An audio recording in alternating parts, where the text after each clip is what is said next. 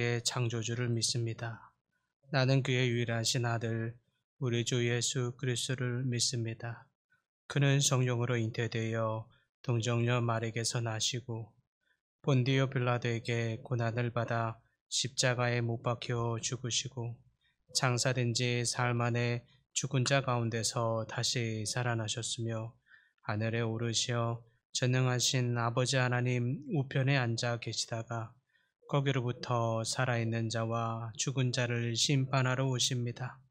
나는 성령을 믿으며 거룩한 공교회와 성도의 교제와 죄를 용서받는 것과 몸의 부활과 영생을 믿습니다.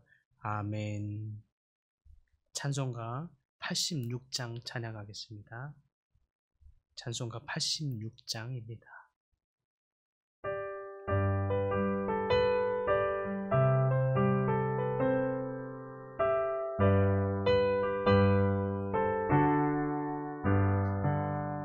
내가 늘 의지하는 예수 나의 상처 입은 심령을 불쌍하게 여기사 위로하여 주시니 미쁘신 나의 좋은 친구 내가 의지하는 예수 나의 사모하는 친구 나의 기도 들으사 응답하여 주시니 미쁘신 나의 좋은 친구 주의 손 의지하고 살 때 나를 해할 자가 없도다. 주님 나의 마음을 크게 위로하시니 미쁘신 나의 좋은 친구 내가 의지하는 예수 나의 사모하는 친구 나의 기도 들으사 응답하여 주시니 미쁘신 나의 좋은 친구 내가 요단강 건너가며 마음이 두려워서 떨 때도 주가 인도하시니 어찌 두려워하랴 미쁘신 나의 좋은 친구 내가 의지하는 예수 나의 사모하는 친구 나의 기도 들으사 응답하여 주시니 미쁘신 나의 좋은 친구 이후 천국에 올라가서 모든 성도들과 다 함께 우리들을 구하신 주를 찬양하리라 미쁘신 나의 좋은 친구 내가 의지하는 예수 나의 사모하는 친구 나의 기도 들으사 응답하여 주시니 미쁘신 나의 좋은 친구. 아멘.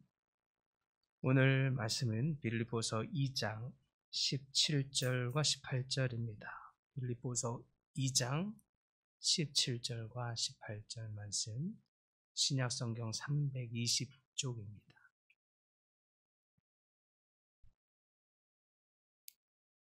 목소리로 함께 봉독합니다. 만일 너희 믿음의 재물과 섬김 위에 내가 나를 전제로 드릴지라도 나는 기뻐하고 너희 무리와 함께 기뻐하리니 이와 같이 너희도 기뻐하고 나와 함께 기뻐하라. 아멘. 오늘 말씀은 우리 신앙의 여정에서 성화의 구원, 성화의 과정을 보내면서 어떻게 우리는 하나님 안에서 더욱 충만한 기쁨을 이룰 수 있느냐 하는 것을 묵상하고자 합니다. 본문 우리가 계속 보고 있는 2장 12절에서의 18절까지 이 한 단락을 안에서만 보면 몇 가지 내용이 이야기되고 있습니다. 그 이야기의 전개 과정을 보면 그렇죠. 처음에 두렵고 떨림으로 너희 구원을 이루라 이렇게 이야기하더니 그 다음은 하나님의 뜻을 위하여 너희에게 소원을 두고 행하게 하시나니 원망과 시비가 없이 하라 이런 말로 하다가 다음은 다름질이 헛되지 않고 마지막 날에 자랑할 것이 있게 함이라 라고 또 자랑을 얘기하다가 그 다음에는 전제로 재물과 섬김 위에 전제로 나를 드릴지라도 나는 기뻐하고 또 기뻐하리니 너희도 나와 함께 기뻐하라 라고 또 기쁨으로 말씀을 이 단락을 마칩니다. 그런데 문제는 이 내용의 전개 흐름이 서로 연관성이 별로 보이지 않는다는 것입니다. 중간 과정을 그냥 두고서라도 처음에 두렵고 떨림으로 너희 구원을 이루라 이런 성화적 구원, 성화의 구원을 이야기하다가 마지막 결론은 기뻐하라. 전제로 드릴지라도 나는 기뻐하고 또 기뻐한다. 그러니까 너희도 기뻐하라. 이렇게 마치고 있는데 이 서로의 처음과 결론만 보더라도 서로끼리 서로의 이야기의 상관관계가 그렇게 깊이 보이지 않는다는 뜻이죠. 오히려 서로의 이야기가 상반된 것처럼 보일 정도입니다. 그런데 이처럼 상반되게 보여지는 이 이야기를 통해서 바울이 전하고자 하는 핵심의 메시지, 그 의미가 무엇이냐 하는 것이죠. 두렵고 떨림으로 너희 구원을 이루라 라고 말할 때에 이 말할 때에는 성도들에게 조금 더 진지한 삶의 자세를 촉구하고 있거든요. 두렵고 떨림으로 가볍게 여기지 말고 두렵고 떨림으로. 그런데 마지막에는 기뻐하라. 그러니까 이 서로가 상관관계처럼 보인다는 의미입니다. 여기서 구원은 단순히 예수 믿고 천국 가는 게 아니라고 했습니다. 그 다음의 구원. 그러니까 이 예수 믿고 천국 가는 정도의 초기 구원에 머물지 말고 지속적으로 성장하여서 이 성화의 과정을 통해서 하나님이 이미 우리에게 주신 하나님의 나라의 은혜를 누려라. 그러기 위해서라도 믿음의 장성한 분량에까지 이르러라 라고 하는 이 의미의 구원을 이야기한다고 했습니다. 이때 두렵고 떨림이라고 하는 표현은 좀 전에 이야기한 것처럼 그냥 초기의 구원이 아닌 너희가 이제 구원받았으니까 끝 정도의 이렇게 가볍게 여길 것이 아니라 좀 더 진지하게, 좀 더 책임감 있게, 좀 더 하나님을 경외하는 마음의 진지한 태도로 신앙생활을 하라라고 하는 의미이죠. 이 성화의 구원은 결코 가볍게 여겨서 가볍게 신앙생활해서 그냥 겨우 주일날 신앙생활하는 정도에서 우리가 성화의 구원을 이룰 수 있는 것이 아니라 두렵고 떨림으로 굉장히 더 진지함으로 하나님을 경외하는 마음으로 더욱 헌신적인 태도로 나아가야 이 성화의 구원, 믿음의 장성한 분량에 이르는 이 구원을 이룰 수 있다는 의미입니다. 그리고 이어지길 무슨 이야기였습니까? 2장 16절 17절에 너희 믿음의 재물과 섬김 위에 내가 나를 전제로 드릴지라도 나는 기뻐하고 또 기뻐하리니 너희도 나와 함께 기뻐하라. 이런 말씀으로 마칩니다. 여기서 바울이 자신을 전제로 드릴지라도 이렇게 표현하는데 이 전제는 무엇을 의미합니까? 구약의 제사 가운데 제물 위에 부어지는 피의 제사를 말하는 것입니다. 각을 떠서 동물의 각을 떠서 이 제물과 그 위에 피를 흘려 피를 뿌리는 것인데 나중에는 이 제물 위에 기름이나 포도주 등을 부어서 드리는 제사를 비유합니다. 이 말은 그러니까 그만큼의 죽음까지도 다하는 이 헌신의 의미의 제사를 뜻하는 것입니다. 그런데 그렇게 자신을 완전히 죽음까지도 다할 만큼의 헌신의 도구로 드리는 것이 나는 기쁘다. 이런 말씀입니다. 즉 바울은 성도들의 믿음의 성장이 되는 일을 위하여 자신은 기꺼이 내 이 한 몸을 죽음, 전제로 드릴지라도 나는 그것을 희생하고 헌신하는데 너무너무 기쁘다. 이런 뜻인 것이죠.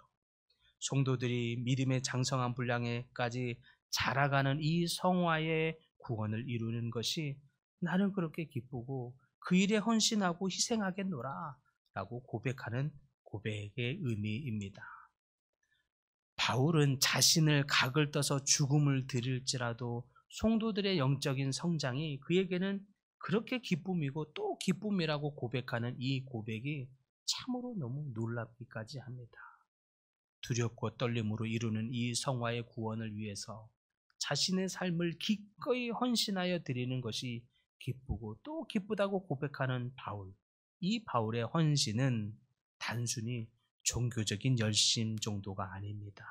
더 깊은 의미의 헌신과 충성을 보여줍니다. 심지어 우리가 서두에 빌립보서를 시작할 때 바울은 감옥에 갇혀 있는 상황이라고 했습니다.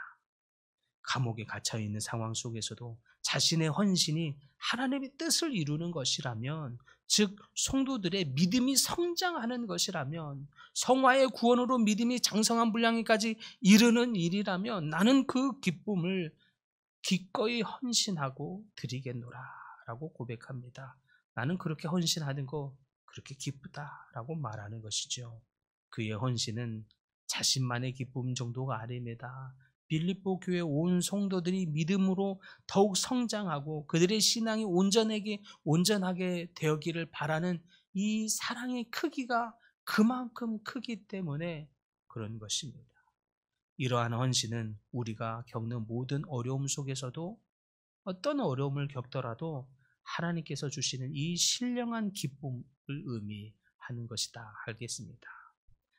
이를테면 이와 같은 것으로 우리가 적용하고 대입할 수 있겠습니다. 이번 예담 113 새생명 축제를 하는 데 있어서 정말 많은 분들이 헌신적으로 수고해 주셨습니다.